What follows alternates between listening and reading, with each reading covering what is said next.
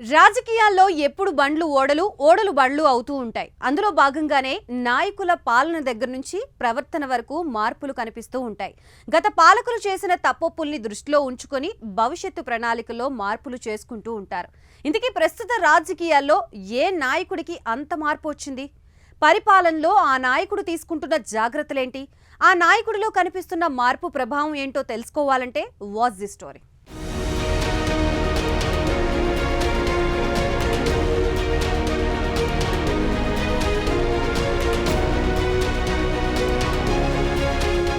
తెలంగాణ ఏర్పడిన దగ్గర నుంచి రాష్ట్రంలో బీఆర్ఎస్ పార్టీ 10 ఏళ్లు రాష్ట్రాన్ని పాలించింది. ఉద్యమం నుంచి ఎదిగిన ఆ పార్టీ అనతి కాలంలోనే టీఆర్ఎస్ కాస్త బీఆర్ఎస్ పార్టీగా మారే స్థాయికి ఎదిగింది. రాష్ట్రంలో ఉన్నది 17 ఎంపీ సీట్లైనా దేశం దృష్టిని ఆకర్షించింది. కేంద్రంలో అధికారంలో ఉన్న పార్టీ దగ్గర నుంచి కేంద్రంలో అధికారం చేపట్టాలని భావిస్తున్న పార్టీలన్నీ రాష్ట్రంలో పాగా వేయాలని భావించే స్థాయికి రాష్ట్రాన్ని ఆ పార్టీ తీసుకువెళ్లింది.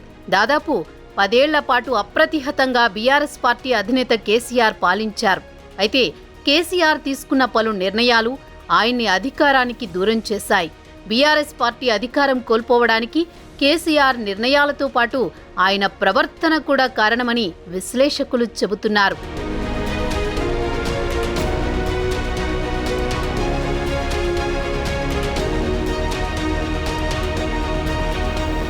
బీఆర్ఎస్ తీసుకున్న నిర్ణయాలతో పాటు అధినేత ప్రవర్తన కూడా ప్రజలకు పార్టీని దూరం చేసిందన్న విషయాన్ని ప్రస్తుత సీఎం రేవంత్ రెడ్డి బాగా తెలుసుకున్నారు.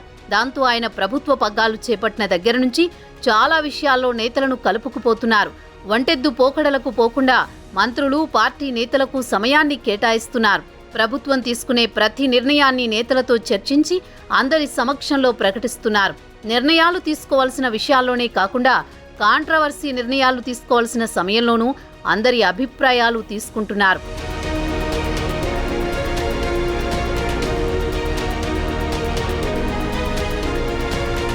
పార్టీ అధ్యక్షుడిగా పగ్గాలు చేపట్టిన దగ్గర నుంచి అధికారంలోకి వచ్చే వరకు దూకుడుగా వెళ్లిన రేవంత్ ప్రస్తుతం ఆచితూచి అడుగులు వేస్తున్నారు.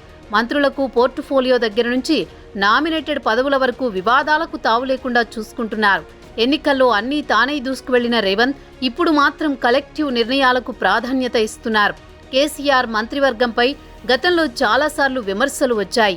ఆయన మంత్రిమండలిలో ఉన్నవారికి సైతం కలిసే టైం ఇచ్చేవారు కాదని టాక్ నడిచేది.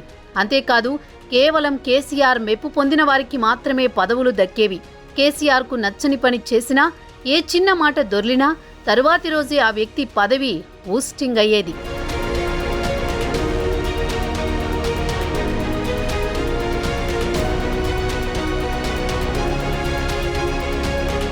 డబుల్ బెడ్రూమ్ ఇళ్ల దగ్గర నుంచి దళిత బంధు వరకు మంత్రిమండలితో పని లేకుండా సొంత నిర్ణయాలను ప్రకటించారు. ఉద్యమ కాలంలో తనకు వెన్నుదన్నుగా నిలిచిన ఎంతో మంది నేతలను అధికారంలోకి రాగానే కనుమరుగు చేశారు. రాజకీయంగా బలంగా ఎదిగిన లీడర్లను సైతం తన కనుసన్నల్లో మెలిగేలా మార్చుకున్నారు. వ్యతిరేకించిన ఎంతో మందిని పార్టీ నుంచి సాగనంపారు. ఇలాంటి తప్పులు జరగకుండా రేవంత్ మాత్రం జాగ్రత్తగా నిర్ణయాలు తీసుకుంటున్నారు. ఎంపీ సీట్ల విషయంలోనూ తన పంతంపై కాకుండా కొత్త విధానాన్ని తీసుకుని వచ్చారు.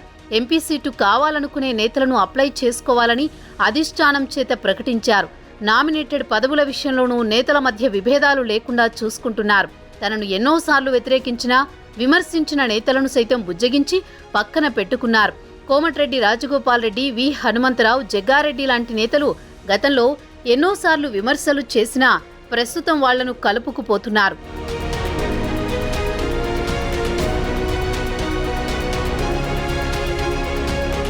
మేనిఫెస్టో రూపకల్పనలో సైతం శ్రీధర్ బాబు, ఎమ్మెల్సీ జీవన్ రెడ్డి లాంటి నేతల కీలక ఆలోచనలకు అవకాశం కల్పించారు. పార్టీని గ్రౌండ్ స్థాయి నుంచి బలోపేతం చేసేందుకు ఒకవైపు కార్యకర్తలను ఉత్సాహపరుస్తూనే మరోవైపు ఉద్యమ నాయకులకు, విద్యార్థి నాయకులకు అవకాశాలు కల్పిస్తున్నారు. గతంలో కాంగ్రెస్ పార్టీలో గెలిచిన నేతలను బీఆర్ఎస్లో చేర్చుకున్న చాణక్యాన్నే రేవంత్ సైతం అవలంబిస్తున్నారు. నీటి ప్రాజెక్టులు, ఏసీబీ చర్యలు లాంటి విషయాల్లో ఇప్పటికీ కేసీఆర్నే రేవంత్ ఫాలో అవుతూ ఉన్నారు. ప్రజా వ్యతిరేకత ఉండే విషయాల్లో కాకుండా కేవలం పార్టీకి మైనస్గా మారే విషయాల్లో మాత్రమే ఆయన జాగ్రత్తలు వహిస్తున్నట్లు కనిపిస్తోంది.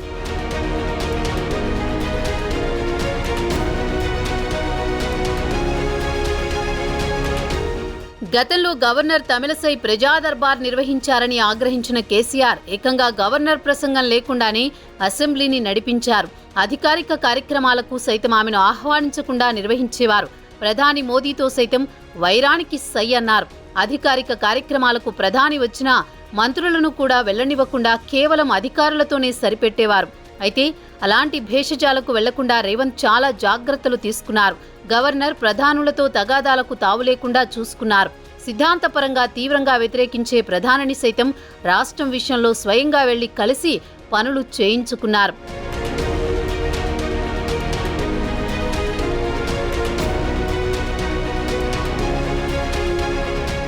తెలంగాణ ప్రభుత్వం ప్రతిష్టాత్మకంగా తీసుకున్న దశాబ్ది ఉత్సవాలకు సైతం కేసీఆర్కు ఆహ్వానం పంపించారు. కేసీఆర్ ఆరోగ్యం విషయంలోనూ గ్రీన్ ఛానల్ పంపి వ్యక్తిగతంగా తన వైఖరి ప్రకటించారు. రాష్ట్రానికి సంబంధించిన ప్రతి విషయంలోనూ విభేదాలకు తావు లేకుండా అన్ని పార్టీలను కలుపుకుపోవడానికి ప్రయత్నిస్తున్నారు. రాష్ట్ర గీతం, రాష్ట్ర చిహ్నం విషయంలోనూ మిత్రపక్షాల నిర్ణయాలు, తెలంగాణ ఉద్యమకారుల నిర్ణయాలకు పెద్దపీట వేశారు. కేసీఆర్ వదిలేసిన ఉద్యమకారులు రేవంత్ ప్రస్తుతం అక్కున చేర్చుకుంటున్నారు. అసెంబ్లీలో సైతం వ్యక్తిగత దూషణలు లేకుండా సభను నిర్వహిస్తున్నారు. గతంలో ఎన్నికల్లో గెలిచిన ఈటెల రాజేందర్, రఘునందన్ రావు లాంటి నేతలు సభలో కనిపించకుండా కేసీఆర్ చాలా ప్రయత్నాలు చేశారు. అలాంటి ప్రయత్నాల జోలికి రేవంత్ వెళ్లడం లేదు. సాధ్యమైనంత వరకు సభ సజావుగా జరిపేందుకు ప్రయత్నిస్తున్నారు.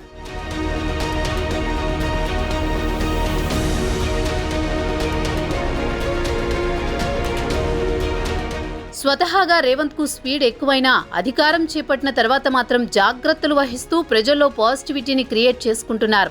సీఎం రేవంత్ తన ప్రవర్తనతో కూడా ప్రజలకు చేరువ అవుతున్నారు. ఏది ఏమైనా ప్రస్తుత సమాజానికి మంచి పాలనే కాదు, మంచి ప్రవర్తన, మంచి నడవడిక ఉండాలని ట్రై చేస్తుండడం శుభ పరిణామమని పలువురు విశ్లేషకులు చెబుతున్నారు. అయితే ఈ మార్పు చివరిదాకా ఉంటుందా, లేక కేసీఆర్ లాగా అధికారంపై పట్టు దొరికే వరకే ఉంటుందా అనేది తెలియాలంటే వేచి చూడాల్సిందే.